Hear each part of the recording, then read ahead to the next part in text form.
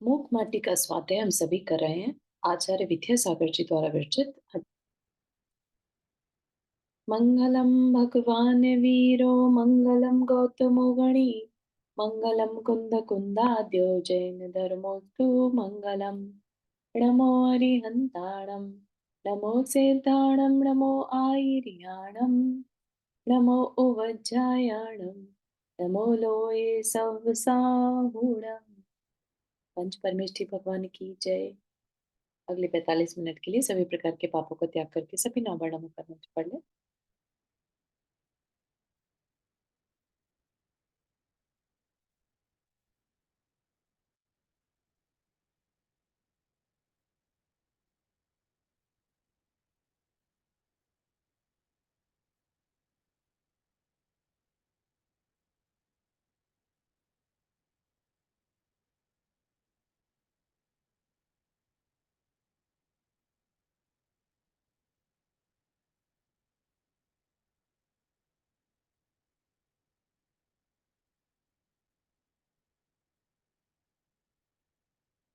हम्म, तो हमारा पहला खंड, इस मूक माटी के 4 खंड हैं। तो पहला खंड हमारा कंप्लीट हुआ था, अम, जिसमें कि हमने देखा था कि किस तरह से माटी चाहती है कि उसका कल्याण हो, है ना। और उसने रियलाइज किया कि ये संसार, ये जो जिंदगी उसे मिली है, जीवन है, ये रहने लायक नहीं है। ऐसे तो नहीं जीना है ना। सब मुझे पैरों से कुचल कर चले जाएं, ये दुखमय जीवन कब तक और सहती रहूंगी। ऐसा उसके भाव आए थे। तो उसने डिसाइड किया, तो उसने जो धरती माँ है ना, धारिणी, जैसे कि धैर्यवान जो है, उनसे संबोधन प्राप्त किया कि माँ मुझे मार्ग बताओ, है ना। तब उन्होंने कहा कि जब तुम्हें आस्था हो ही गई है ना, कि जो पर्याय हैं ये सब बदलती रहती है, परिवर्तन होता है इनमें, और जो सत्ता है वो शाश्वत होती है।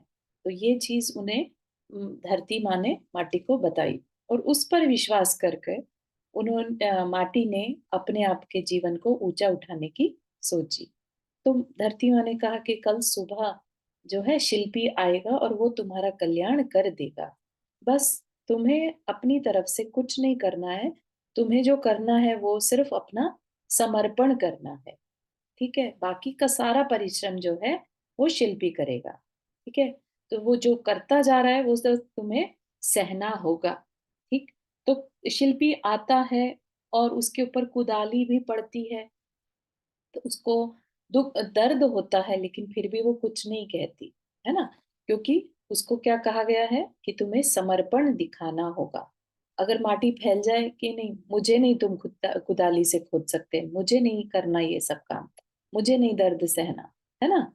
या जैसे इसी में हम मुनि महाराज को लगा लें और वो कहे मुझे नहीं केश लॉन्च करना, है ना। तो फिर क्या श्रमण साधना आगे बढ़ पाएगी? अगर हमें जिस रास्ते पर बढ़ना है और उसी के रास्ते पर बढ़ने के लिए जो काम जरूरी है वो ही हम ना कर पाए, तो फिर हम उस रास्ते पर नहीं बढ़ पाएंगे। इवन हमारी गृहस्थी में भी हम जो जिम्मेदारियां लेते हैं, चाहे वो कितना भी कठिन मार्ग हो, हम कभी भी पीछे नहीं हटते। हम कभी ये नहीं कहते कि मुझसे नहीं हो रहा, मुझे करना ही नहीं, है ना। अगर घर में फैमिली मेंबर्स हैं तो हम उनके लिए जो भी बन पड़ता है, राइट, फाइनेंशियली या घर में और घर के काम करके उनकी सपोर्ट करते हैं, राइट। तो चाहे हमसे हो रहा हो नहीं हो रहा, हम करते हैं। ऐसा ही जो माटी है, उसने अपना पूरा समर्पण शिल्पी के आगे कर दिया। ठीक। अब शिल्पी ने उसको छाना, छान कर उसमें से अशुद्धि को अलग किया।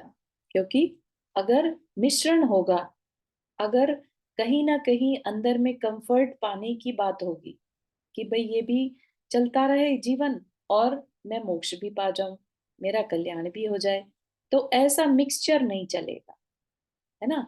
संसार को छोड़कर ही मोक्ष पाया जा सकता है, संसार में रहकर मोक्ष नहीं पॉसिबल है। ठीक है ना। तो ये मिक्सचर नहीं चलेगा कि मुझे बेस्ट ऑफ बोथ वर्ल्ड मिल जाए, एक को हमें छोड़ना होगा। तो ऐसे ही माटी को भी छान कर उसको उसमें से कंकर को अलग किया गया। ठीक है ना। फिर जो कंकर का संवाद था वो चला, वो देखा हमने।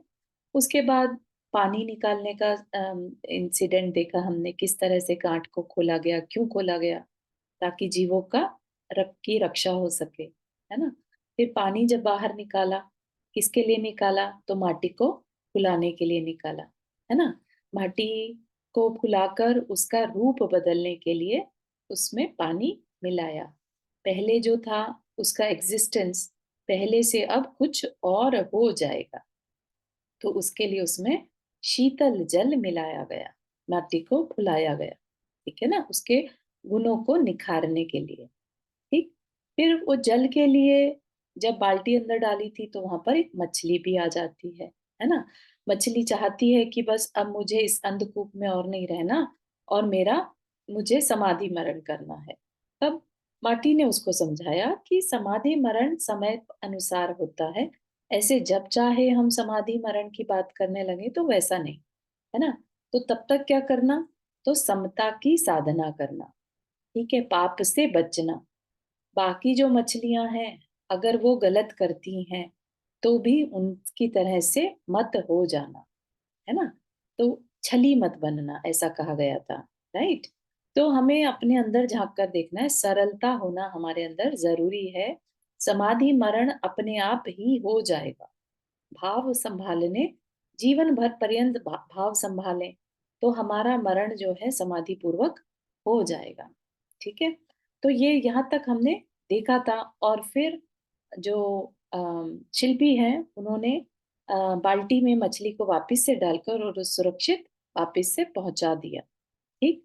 और दया विशुद्धो धम्मों की ध्वनि एक बार फिर से गूंजने लगती है। दया से विशुद्ध ही धर्म होता है। जहां दया नहीं है वहां धर्म भी नहीं है, ठीक? अब हमारा दूसरा खंड शुरू होता है। क्या है? लो, अब शिल्पी कुमकुम समृदु माटी में मात्रानुकूल मिलाता है छना निर्मल जल। नूतन प्राण फूंक रहा है माटी के जीवन में, करुणामय कण कण में, ठीक? ये बात वैसे तो पढ़ने मात्र से ही समझ में आ रही है कि अब शिल्पी कुमकुम सम, कुमकुम होता है सिंदूर को कहते हैं, ठीक है? सिंदूर कभी हाथ लगा के देखो, अगर अगर किसी ने देखा हो तो बहुत बहुत मुलायम टाइप का होता है, ठीक है? मुल्तानी मिट्टी भी सुना होगा, उसको भी छुओ।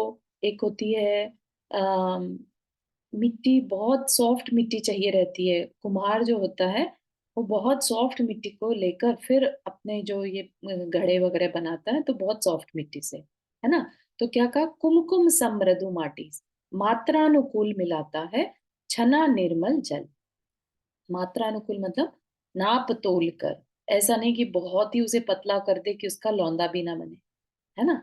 तो उसमें देख कर फिर नूतन प्राण फूक रहा है माटी के जीवन में, करुणामय कण कण में, ठीक? तो पानी डलने के बाद ही माटी का रूप बदलेगा, उसका आकार प्रकार बदल जाएगा। अब वो पहले वाली माटी नहीं रहेगी, पद दलिता माटी नहीं रहेगी, है ना? तो नया प्राण, नए प्राण फूक रहा है। अलगाव से लगाव की ओर एकीकरण का आविर्भाव और फूल रही है माटी। जल तत्व का स्वभाव था, वह भाव इस समय अनुभव कर रहा है ठहराव का। माटी के प्राणों में जा पानी ने वहां नव प्राण पाए हैं। ज्ञानी के पदों में जा अज्ञानी ने जहां नव ज्ञान पाया है। अस्थिर को स्थिरता मिली, अचिर को चिरता मिली, नव नूतन परिवर्तन। तो क्या कह रहे हैं? अलगाव से लगाव की ओर। किसका अलगाव था? जल अलग था और माटी अलग थी, है ना? और अब क्या हो गया? दोनों एक दूसरे में मिल गए, एकीकरण का आविर्भाव हो गया। तो दोनों का एकता हो गई, ठीक है ना? तो अलगाव से लगाव की ओर। हम भी जब समर्पण करते किसी से तो क्या कहते हैं उसे? भक्ति, है ना? अलगाव यानी विभक्त और लगाव भक्त, है ना? तो हम पहले अलग थे, हम अपने आप को भगवान से अलग समझ रहे थे। अब हम में लगाव हो गया तो एकीकरण हो गया, तभी जाके हमारा भी जो है रूपांतरण होगा, है ना? हम जैसे हैं फिर हम वैसे नहीं रहेंगे। तो फूल रही है माटी, माटी का रूप परिवर्तन हो रहा है। और जो जल था उसका स्वभाव क्या था? उसका स्वभाव तो बहना रहता है, राइट? और वो कैसा अनुभव कर रहा है इस समय? ठहराव का। क्योंकि जल अगर किसी पॉट में डाल दिया जाए या किसी हम आटा भी गूंथते हैं जैसे, है ना, तो उसमें भी जब पानी डाला जाता है, जल डाला जाता है, तो वो वहीं का वहीं रहता है, बहता नहीं है ना? तो इस लगाव में अब जो ओरिजिनल स्वभाव था हमारा, ओरिजिनल अभी तक हम किस स्वभाव में रह रहे थे? हम अपने विभाव स्वभाव में रह रहे थे, वो हमारा स्वभाव बन चुका था। लेकिन अब इस एकीकरण से, अब इस भक्तपने से हमें क्या हो रहा है? हमें ठहराव महसूस हो रहा है। हमें जो चलाए मानता थी, हमारा जो मन इधर उधर भटकता रहता था, अब उसमें ठहराव आ रहा है। ठीक। माटी के प्राणों में जा पानी ने वहां नव प्राण पाए हैं। तो पानी का भी रूप बदल गया, पानी का स्वभाव बदल गया, है ना? तो नए प्राण जैसा उसका जीवन हो गया। तो माटी के साथ मिलने के कारण पानी को भी नया रूप मिल गया। ज्ञानी के पदों में जा अज्ञानी ने जहां नव ज्ञान पाया है। जैसे ज्ञानी के पदों, पदों मतलब पाद मूल में या पैरों में या उसके पास में बैठकर उसकी आज्ञा में, है ना, अज्ञानी को क्या मिलता है? नया ज्ञान। नया ज्ञान हमारी एक तरह से नई पर्सनालिटी को रिप्रेजेंट करता है। जब हमें किसी चीज की नॉलेज हो जाती है, फॉर एग्जाम्पल हम डॉक्टर की पढ़ाई कर रहे हैं, है ना, हम डॉक्टर बन गए, पहले नहीं थे, अब हम डॉक्टर बन गए, तो क्या होगा? हम एक नई उपाधि मिल गई, एक नया जीवन, एक नई पहचान। अब हमारी पहचान क्या हो गई? डॉक्टर साहब, है ना? तो क्या हुआ ये? किससे पॉसिबल हुआ? ज्ञान से, राइट? तो ज्ञान से, नए ज्ञान से हमें नया रूप मिल गया। अस्थिर को स्थिरता मिली। जो अभी तक मन विचलित हो रहा था, मुझे क्या करना है, क्या करूं, मैं कहाँ जाऊं, वो सब कुछ को स्थिरता मिल गई। अभी तक जो भटक रहे थे, अचिर को चिरता मिली, है ना? जो बहुत समय से नहीं पाया था, वह भी पा लिया। नव नूतन परिवर्तन, एक नया, बिल्कुल नया, जो कभी नहीं किया था ऐसा परिवर्तन मिल गया। ठीक। फिर क्या कह रहे हैं? तन में चेतन का चिरंतन नर्तन है यह, वह कौन सी आंखें हैं किसी की, कहाँ क्या है, जिन्हें संभव है इस नर्तन का दर्शन यह। ठीक। तो यहाँ पर आध्यात्म आ गया। क्या कह रहे हैं? तन में चेतन का, इस शरीर में चेतन जो है, उसका चिरंतन नर्तन, नर्तन मतलब नृत्य, है ना? नृत्य का यहाँ पर क्या रिप्रेजेंटेशन है? कि जो आत्मा है वो बार बार शरीर बदल बदल कर, जैसे एक नृत्य करने वाला, है ना, बार बार अपनी ड्रेस बदलता है, ऐसे ही ये चेतन सदैव से अपना ये ड्रेस यानी शरीर बदलता आ रहा है ना? तो चिरंतन, चिरंतन मतलब चिरकाल से, चिरंतन नर्तन है ये। तो ये लेकिन देख कौन पाता है? ठीक है ना? आदिनाथ भगवान के केस में जब हमने देखा था, वैराग्य के क्षणों में नीलांजना का नृत्य देखते हुए उन्होंने पहचान लिया कि ये जो अभी नीलांजना थी, जो देवी थी, वो अब दूसरी देवी आ चुकी है ना? इतना माइन्यूट, बारीक सा, चाहे शरीर सेम था देखने में, है ना, रूप रंग सब कुछ सेम था, लेकिन फिर भी आदिनाथ भगवान ने पहचान लिया। तो ऐसी आंखें किसके पास हो सकती हैं जिन्हें संभव है इस नर्तन का दर्शन? यह, ठीक है ना? तो इसके लिए कुछ अलग सी दृष्टि चाहिए, जिसको हम क्या कहते हैं? सम्यक दर्शन। ठीक है ना? तो वह कौन सी आंखें हैं? तो हमें श्रद्धा की आंखों से देखना होता है इस तन में चेतन को। ठीक। किसी की कहा क्या है, जिन्हें संभव है इस नर्तन का दर्शन? है सिर्फ श्रद्धा की आंखों से ही वह चेतन का नर्तन देखा जा सकता है। ठीक है। हाँ, अब चलती शीतकाल की बात है, अवश्य ही इसमें विकृति का हाथ है।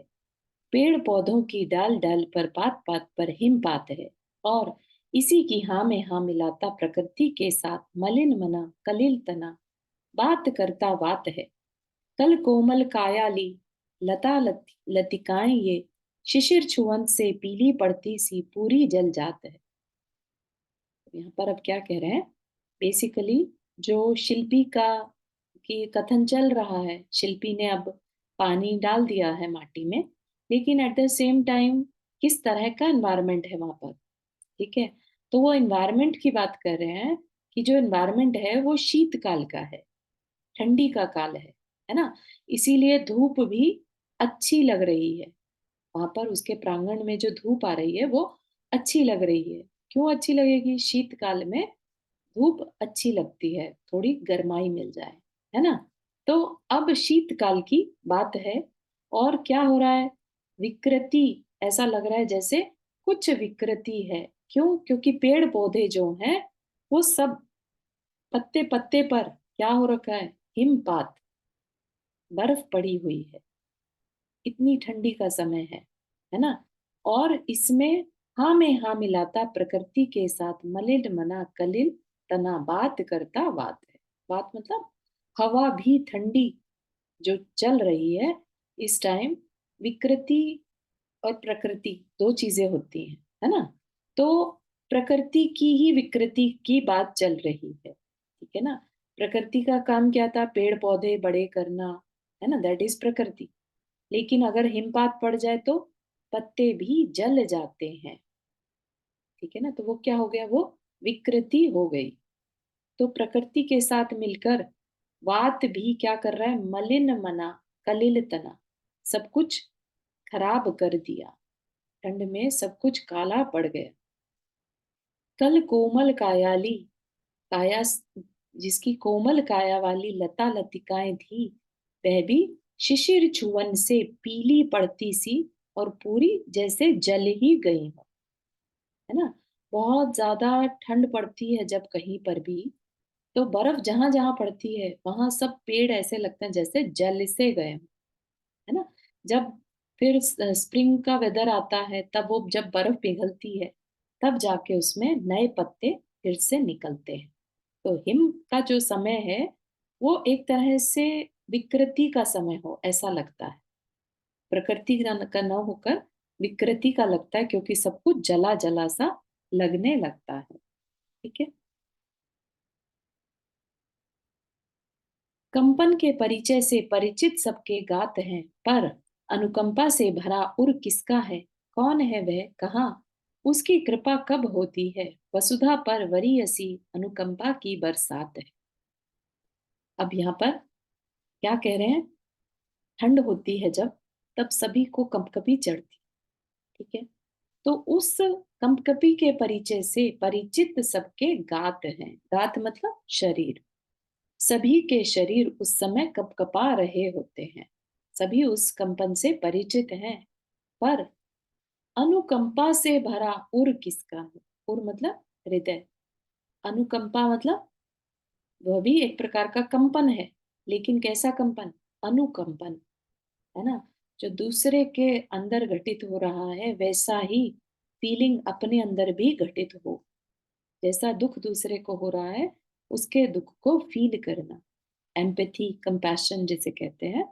तो कह रहे हैं कि ऐसा शीत ऋतु वाला तो सबको परिचित है, लेकिन अनुकंपा से भरा हृदय किसका है, कौन है वह, बहुत दुर्लभ निराले ही होते हैं, है ना। उसकी कृपा कब होती है, जब अनुकंपा होती है तभी दूसरे का कल्याण हो पाता है। अभी जो शिल्पी कर रहा है माटी के ऊपर, एक तरह से अनुकंपा कर रहा है ना। तो ऐसे ही नॉर्मल कंपन से तो सब परिचित है, लेकिन अनुकंपा किसी किसी के पास होती है, और वह कब कही जाती है, जब वसुधा पर, वसुधा मतलब इस पृथ्वी पर, वरीयसी अनुकंपा की बरसात है। मतलब अम, वसुधा, वसुधैव कुटुंबकम, पहले भी ये बात एक बार मेंशन की गई है ना। वसुधैव कुटुंबकम में क्या है? अनुकंपा ही तो है। जब हम सारे आ, वसुधा को कुटुंब मानने लगते हैं, है ना? वसुधा पर वरीयसी मतलब अच्छा, अच्छा लगना, है ना? कब होगा? जब अनुकंपा की बरसात होती है, यानी सब जगह मैत्री का भाव होता है। ठीक है ना? मैत्री आ, जो है एक उत्कृष्ट भावना है ना? मैत्री में हमें दूसरे के साथ हार्मनी की फीलिंग आती है। तो वसुधा कब सुपीरियर कहलाती है? जब वसुधा मतलब पृथ्वी, है ना, उस पर कब होगी अनुकंपा? जब सब के अंदर मैत्री का भाव होगा। ठीक है ना? तो ये बात यहाँ पर कहना चाह रहे हैं कि कंपन होना कोई बड़ी बात नहीं है, लेकिन अनुकंपन होना दुर्लभता है। ठीक। गीत काल में कब थे दीक्षित भी, शिक्षित कब थे प्रशिक्षित भी, फिर भी अभ्यासी सम नर्तन करते सबके दांत हैं। दिन में सिकुड़न हो आई है, प्रभाकर की प्रखरता भी डरती बिखरती सी लगती है, और ऊपर होकर भी नभ में प्रभाकर नत मात है। तो अब क्या कह रहे हैं? उसी कंपन को कंटिन्यू कर रहे हैं। तो आप भी लोग याद रख करिए कि जब ठंड होती है तो कई बार इवन दांत कटकटाने लगते हैं। तो दांतों के कटकटाने को क्या कह रहे हैं? नर्तन करते सबके दांत हैं। ठीक है। अब यहाँ की तरह से भारत में तो ऐसा नहीं है ना कि सबके पास एसी हो, हीटर हो, है ना? या भारत में हर जगह पर इवन रूम हीटर्स ही अवेलेबल हो, ऐसा नहीं रहता। राइट? क्योंकि मोस्टली पॉपुलेशन क्या है, 70% जनसंख्या गांवों में रहती है। राइट? तो उस शीतकाल का समय जब है, उसमें जब लोग कप कपाते हैं और उनके दांत भी खटखटाते हैं, तो उसके लिए कह रहे हैं कि कब दी थी दीक्षा, कब शिक्षित प्रशिक्षण दिया? कभी भी नहीं नृत्य का। फिर भी दांत नृत्य कर रहे हैं, बिना प्रशिक्षण के, बिना शिक्षण के, है ना? तो क्या है ये सब? ये सब गीत काल, या ये कह लीजिए कि ऐसा शीतकाल में पॉसिबल होता है जब बिना शिक्षा बिना प्रशिक्षण के दांत का नृत्य करने लगते हैं। ठीक। और क्या? दिनों में सिकुड़न हो आई है। तो बहुत ही सुंदर शीतकाल का, दिन का एक्सप्लेनेशन दिया हुआ है। पहले तो क्या कह दिया कि सब तरफ एकदम ऐसा लग रहा है, सब प्रकृति जैसे जल गई है। ठीक। अब दिन में सिकुड़न हो आई है। तो कभी देखा होगा दिन छोटे हो जाते हैं विंटर्स में, है ना? तो दिन सिकुड़ गया हो ऐसा लग रहा। और प्रभाकर की प्रखरता भी डरती बिखरती सी लगती है। प्रभाकर मतलब सूर्य। सूर्य के प्रभाव में भी, उसकी प्रभा में वो तेजी नहीं रहती। भले ही वो अपनी तरफ से पूरा चमक रहा है, लेकिन ऐसा लग रहा है जैसे वो किसी से डर रहा हो। अपना हाँ पूरा चारू, एक सेकंड, एक चीज पूछनी थी जैजमीन।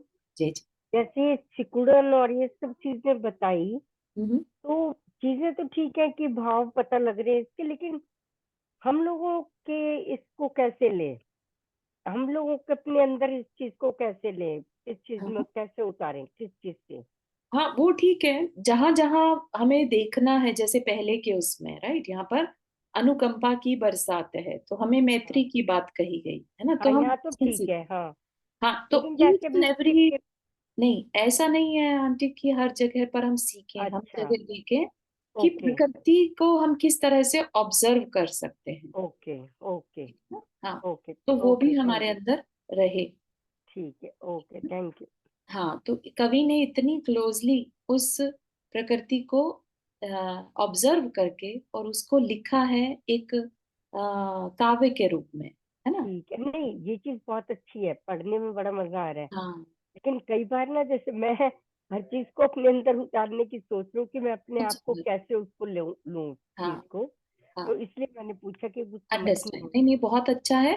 तो कई बार हम भी क्या करते हैं, प्रकृति में जब कोई तकलीफ आती है तो हम भी कुछ चीजें बिना किसी शिक्षण प्रशिक्षण के कर डालते हैं, है ना? हम्म। तो आप यहाँ पर उस चीज को ले सकते हैं। Okay. Okay. Okay, thank you. हाँ। दिन छोटा हो गया है, प्रभाकर की प्रखरता भी कमजोर पड़ गई है और ऊपर होकर भी नभ में प्रभाकर नत माथ है। तो भले ही वो ऊपर है लेकिन फिर भी उसकी उतनी आभा नहीं होने से ऐसा लग रहा है वैसे वो झुका हुआ सा हो, है ना? तो उतनी हीट, उतनी गर्मी नहीं दे पा रहा है। ठीक? जहां कहीं भी देखा मही में महिमा हिम की महकी, और आज घनी अली गुणहनी शनि की खनी सी, भय मद सी अग की जनी, दुगनी हो गई आई रात है। आखिर अखर रहा है यह शिशिर सबको, पर क्या एक विशेष बात है कि। तो अगेन उसको कंटिन्यू करते हुए, ठंड की महिमा को कंटिन्यू करते हुए क्या कह रहे हैं, जहां कहीं भी देखा चारों तरफ नजर दौड़ाओ, तो मही मतलब पृथ्वी, पृथ्वी में महिमा किसकी है, हिम की महकी, हिम ही हिम यानी बर्फ ही बर्फ दिख रही है।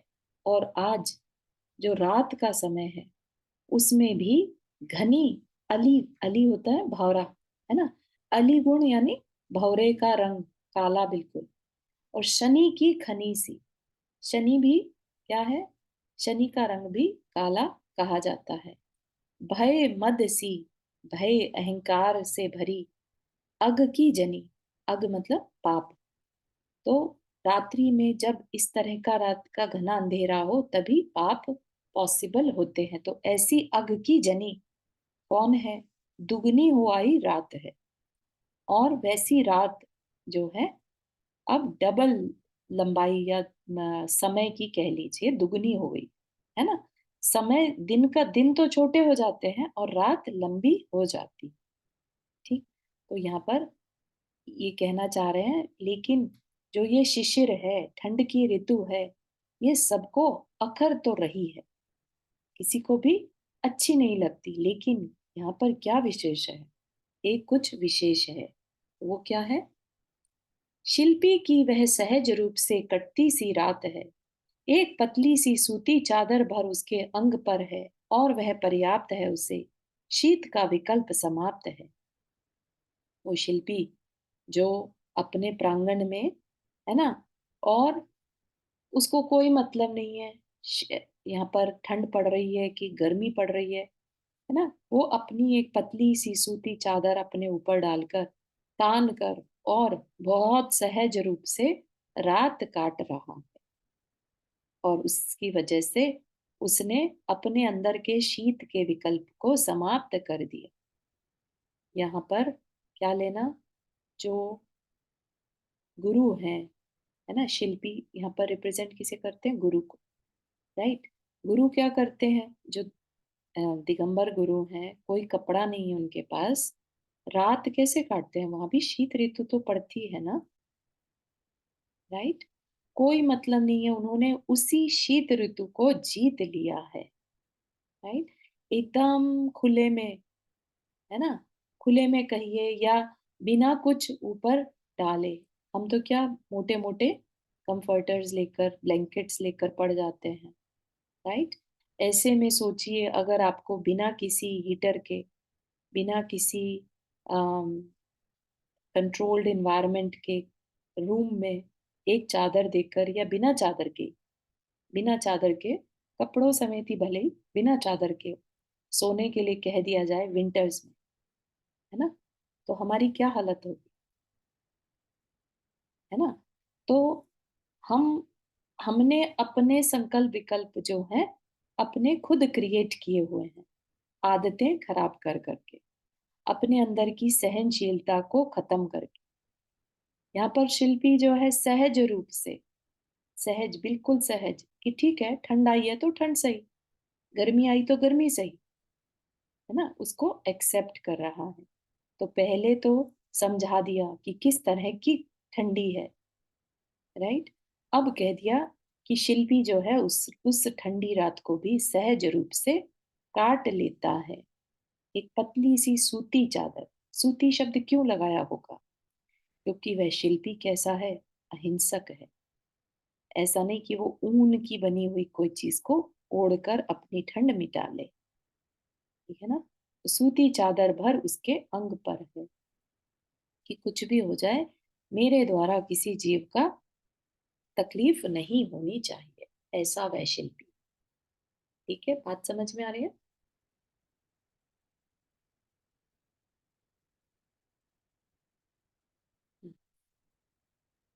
फिर भी लोक उपचारवश कुछ कहती है माटी शिल्पी से, बाहर प्रांगण में ही क्या, में ही काया तो काया है, जड़ की छाया माया है, लगती है जाया सी, सो कम से कम एक कंबल तो काया पर ले लो ना, ताकि।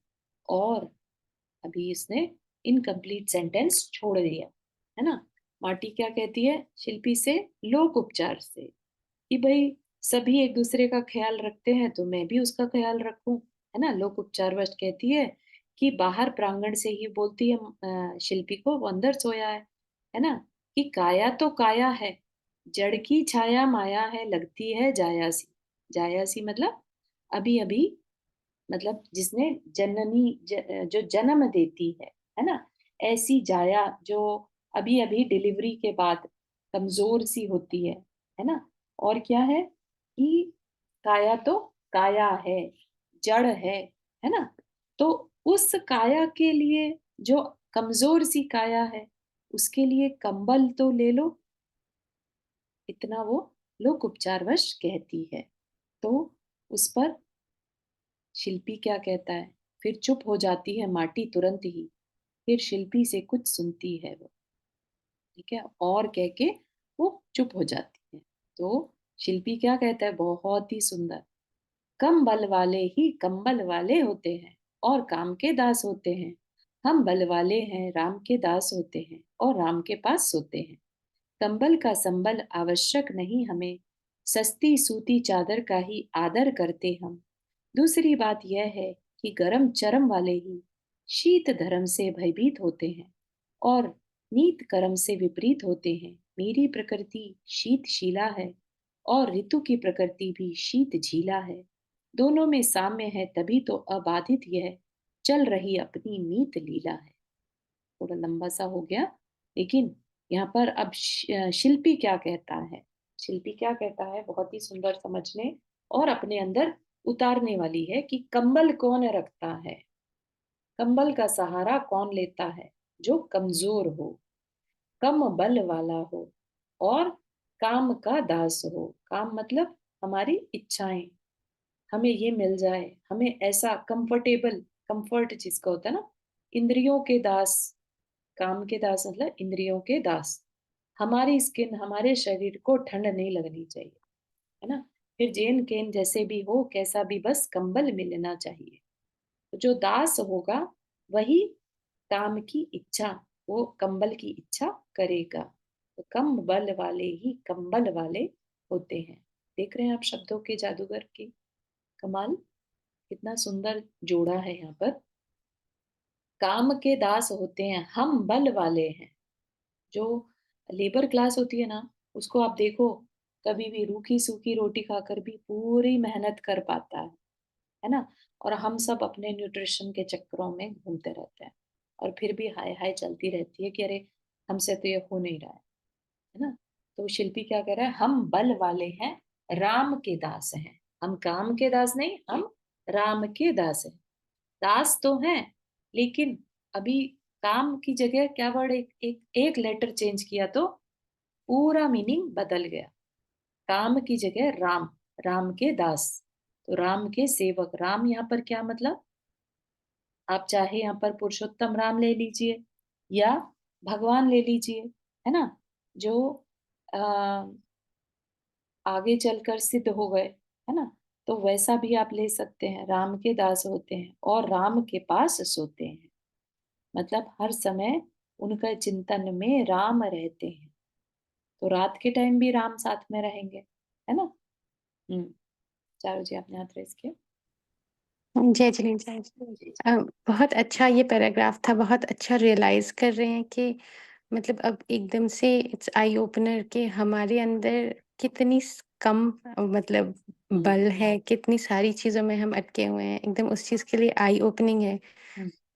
बहुत अच्छा लगा, इसलिए मुझे लगा कि मैं एक बार कह दो। बोलूँ। जी। Thank you so much. नहीं नहीं, thank you for sharing. And definitely मतलब ये चीज़ें हमारे लिए हम पहचान नहीं पाते हैं और अपने कंफर्ट के बढ़ाने में लगे रहते हैं, है ना? कि बस लाइफ ना बिल्कुल कंफर्टेबल होनी चाहिए, हमें और कुछ नहीं चाहिए, लाइफ कंफर्टेबल हो। तो ये चीज़ हमारे कम बल को कमज़ोर करने वाली होती है, ठीक है ना? एक बार हमें पंखे के बिना रहने की या एसी के बिना रहने की आदत पड़ जाए, आप देखिए कि हमारा अंदर से बल कितना बढ़ जाता है। ठीक है ना? और वो ऐसे लोग जो यहाँ पर क्या कह रहे हैं, राम के दास हैं और राम के पास हैं। तो हमारा जो संबल है ना? हमारा जो बल है, हमारी जो शक्ति है, साहस है, वो प्रभु की निकटता से है। ठीक है अनु, ना? एक चीज़ शेयर करूँ मैं? हाँ, कल क्या हुआ, यहाँ बहुत गर्मी थी, हाँ, हाँ। तो बड़ी परेशानी हुई। मैंने कहा सर्दी में भी परेशान, गर्मी में भी परेशान। फिर आया दिमाग में कि महाराज जी लोग कैसे रहते होंगे सर्दी में, ना गर्मी में, ऐसे तपती गर्मी में विहार करते रहते हैं। तो मुझे लगा मुझे नहीं सोचना इस चीज के बारे में, मुझे भी अपनी हिम्मत रखनी है, गर्मी है तो गर्मी है। बहुत सुंदर, बहुत ही सुंदर। यही चीज़ यहाँ पर कही जा रही है और कहने का प्रयास किया जा रहा है कि हम अपनी उन इच्छाओं के दास ना बनकर, है ना? अपने कंफर्ट के दास ना बनकर बल गेन करें। अपने अंदर ही सारी शक्तियाँ हैं। हम ही में से मुनि बनते हैं, है ना? हम मनुष्यों में से ही जो परिचय 22 परिचय सहने वाले मुनि होते हैं, हम ही में से बनते हैं। तो वो कैसे बन जाते हैं? वो अपने बल को बढ़ाते चले जाते हैं, अपनी इंद्रियों पर कंट्रोल करके, अपने काम पर कंट्रोल करके, इच्छाओं पर कंट्रोल करके। नहीं मिल रही तो नहीं सही, जैसा मिल गया वैसा सही, है ना? तो ऐसा करते-करते क्या होगा? राम के पास कंबल का संबल आवश्यक नहीं हमें, सस्ती सूती चादर का ही आदर करते हम। तो हमें उस कंबल के सहारे की ज़रूरत नहीं है। एक बार सहारे की आदत पड़ जाए ना, तो हम अपने ही अम, ताकत को पहचानते भी नहीं हैं, है ना?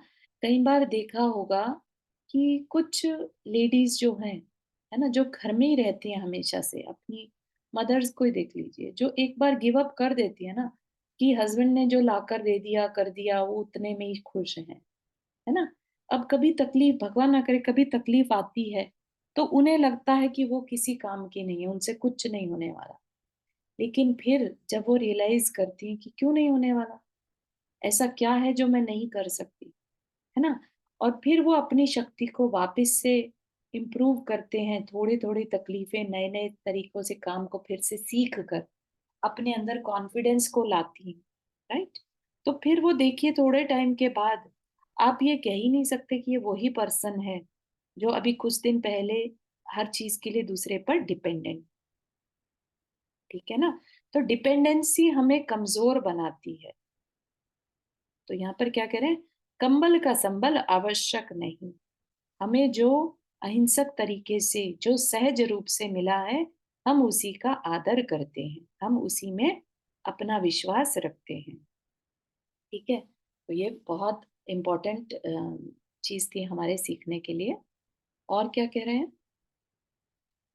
दूसरी बात, जो गरम चरम वाले ही शीत धर्म से भयभीत होते हैं। गरम चरम वाले से मतलब यहाँ पर कि जिनकी प्रकृति उष्ण हो, जो कषायों से भरे हों, है ना? जिनमें संयम का अभाव होगा, वही डरेगा शीत ऋतु से। ठीक है ना? एक तो जिसकी प्रकृति अंदर से गर्म है, उसको शीत से डर लगेगा। दूसरा जिसके अंदर कषाय है ना?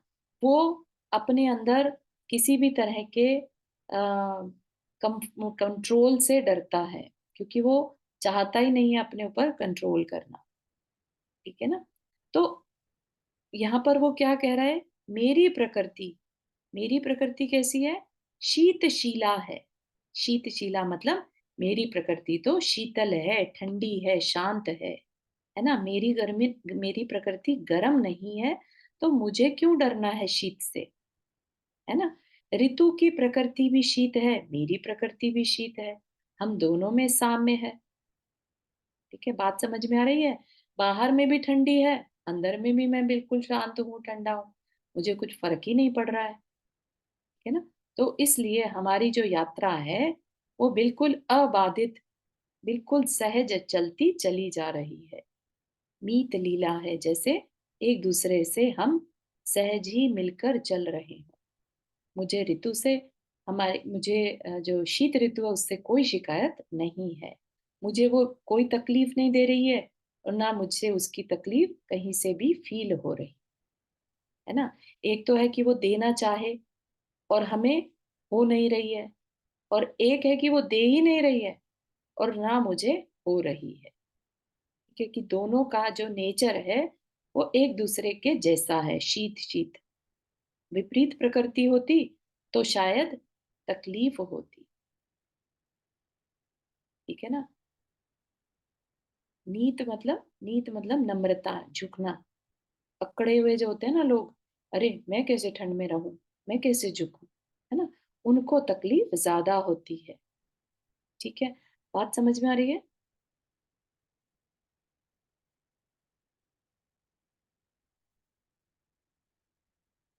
चारू जी आपने हाथ रेज़ जी। किया।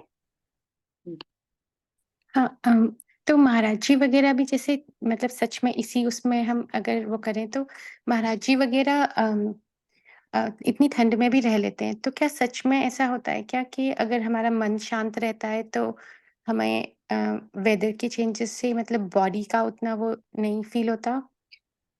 देखो 2 चीज़ें हैं, ऐसा नहीं है कि उन्हें ठंड नहीं लगती, ठीक है? वो अपनी साधना में इस शरीर को उतना महत्व नहीं देते, है ना? और दूसरे पर डिपेंडेंसी ना हो। जैसे यहाँ पर क्या है, कंबल पर संबल, कंबल का संबल, कंबल पे डिपेंडेंसी हो गई। कोई देगा कंबल, फिर कल को कंबल लेट से फट गया, कुछ है, तो उन्हें दूसरे पर डिपेंडेंट रहना होगा। ये डिपेंडेंट नहीं रहेंगे तो एटलीस्ट कंबल पे डिपेंडेंट है, राइट? कल को कंबल नहीं है, फट गया, लोग नहीं है आस-पास, तब वो जो सर्दी है ना, वो उनसे सहन नहीं होगी। विकल्प होंगे तो उनकी साधना में डिस्टर्बेंस आ जाएगा। ऐसा नहीं होता साधु के साथ कि जहाँ पर सुविधा है वहां तो चला लो काम, सब कुछ रख लो अपने पास, हीटर भी रख लो, अपना कंबल भी रख लो, अच्छा बेड भी रख लो, सब कुछ कर लो, और फिर जब वहां से विहार हो जाए तो फिर कुछ नहीं मिले तो फिर क्या करो? यही तो हमारी स्थिति है ना, ये तो। हमें सब कंफर्ट मिलते हैं तो हमें डिस्कम्फर्ट में जाकर रहने की आदत नहीं रहती, और रहना पड़ जाए तो इतने विकल्प, इतने संक्लेश होते हैं कि हम अपने थोड़े बहुत जो पुण्य करते हैं उसको भी वहां पर खत्म कर लेते हैं, ठीक है ना? और मुनि महाराज का गोल क्या है? मुनि महाराज का गोल तो अपने कर्मों को काटना है। तो ये जो ठंडी आई है, महाराज जी क्यों इनफैक्ट सर्दी में पर्वत की शिला पर जाकर अ, तपस्या करते हैं। जब वो ठंडी हवा उनकी बॉडी को छूती है, क्या फ़ील करते हैं? जैसे कर्म की निर्जरा हो रही है। वो कष्टों को और बुलाते हैं बल्कि। मतलब वो उसको मतलब टॉलरेट करने की हाँ, प्रैक्टिस करते हैं। स्थिति को भी बढ़ाते हैं, साथ ही वो कर्म की निर्जरा भी पर भी नज़र रखते हैं। स्पेशली फिर वर्षा ऋतु होती है तो पेड़ के नीचे बैठते हैं। जब सिर पे पानी की बूँदें टप-टप टपकती हैं ना, तो बहुत डिस्टर्बेंस होता है। बहुत अनॉय करती हैं, वो इरिटेट करती हैं। लेकिन वो उसमें भी शांत भाव से अपने ध्यान को बिना विचलित किए फ़ोकस करने की कोशिश करते हैं। तो अपने पुण्य को वो एक तरह से परीक्षा करते रहते हैं, राइट, ठीक है ना? थैंक यू चारू जी। हाँ। चारू जी, मीत का अर्थ क्या बताया? मीत मतलब मित्रता, मीत, मित्रता, ओके। मीत है ना, अपनी मीत लीला है। जैसे हम तो यार कहते हैं ना, जैसे हाँ, कोई हमें तो कोई फ़र्क ही नहीं पड़ता, एक-दूसरे का हम ध्यान रख, अपने में ही वो अपने ही अ, मीत मतलब अ, फ्रेंडशिप है ना, तो मैत्री, कि भई वो मुझे तंग नहीं कर रही, मैं उसे तंग नहीं कर रहा, हाँ, उस टाइप से, है ठीक है। ना? ठीक है, तो आई थिंक यहीं तक रखते हैं, फिर अगला जो पैराग्राफ है थोड़ा डिटेल में जाएगा, इम्पोर्टेंट है ये, काफ़ी अच्छा है। ठीक है, तो यहीं तक रखते हैं, यहाँ तक क्या हाँ, किसी बहुत की सुंदर है, ऐसे लगता है कि सुनते ही जाओ आपने। सुनते ही चलो। मिठास है, ऐसा लगता और है। आप बहुत अच्छा बता रहे हो, इतना अच्छा नहीं। ऐसा तो कुछ नहीं है, देखो लिखा ही इतना अच्छे से है कि नहीं, बता। लिखा बहुत अच्छा है, लेकिन समझ में नहीं वही आएगा ऐसे उसका भी पढ़ के। फर्क पड़ता है, उसका भी हाँ होता है। हाँ, नहीं ठीक है, अच्छा है, थैंक यू सो मच, आप लोग को बहुत अच्छा अच्छे से मतलब पता लग जाता है आपके बोलने का। Thank you, appreciate. तुम जो मीनिंग समझा रही हो ना, पहले मैंने पढ़ के देखा था, कुछ समझ नहीं आया था, लेकिन जो मीनिंग बताती हो ना साथ साथ में, तो उससे पता लगता है, फिर अपने अंदर उतारने का लगता है। अब आप इसे कभी भूलेंगे नहीं, इतना हो हाँ। गया ना, आप इसे कभी नहीं भूल सकते मुफ्त माटी को। बिल्कुल। हाँ, अभी पूर्णमती माता जी का ये सुनते हैं ना प्रवचन, तो उसमें वो एवरी प्रवचन में 1-2 लाइन्स वो तो मुखमाटी की बताती ही है, वो तो अच्छा अच्छा, माता जी का। हाँ, बहुत अच्छा। मतलब आप जैसे बताते हो ना, लाइक भाव लगते हैं अच्छा, कि चलो वो चलिए, है बहुत नहीं। अच्छी बात है, thank you for sharing your thoughts, you know it makes me more motivated कि मैं इसको कंटिन्यू भी रखूं और करते रहें ऐसे, ये बात है ना। चलिए, जिनवानी स्तुति। जवानी के ज्ञान से सूझे लोकालोक, सो वाणी मस्तक धरो सदा देत बुधो। हे जिनवाणी भारती तो ही जपो दिन रैन, जो तेरा शरण आ गए सो पावे सुख चैन। लाभ आनंद करना।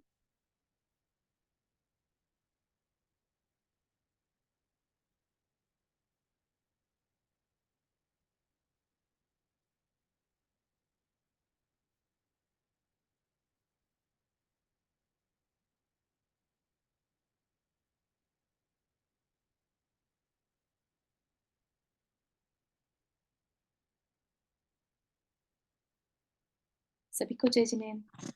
जय जिनेन्द्र। जय जिनेन्द्र सभी को। कल का स्वाध्याय सुबह के जय टाइम होगा। जिनेन्द्र। जय जिनेन्द्र सभी को। जय जिनेन्द्र सभी को। जय जिनेन्द्र।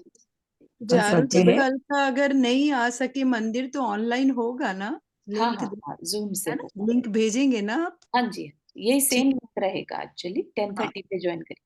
हाँ, 10:30 पे ज्वाइन कर लेंगे, ठीक है। पहले भक्तामर करते हैं, देन 10:30 से स्वाध्याय करते हैं, तो किसी को चालू कर भक्तामर देते आप। ज्वाइन करना है तो 10:15 से कर सकते हैं। हाँ, वो मैं तो पिछले देखा इसलिए।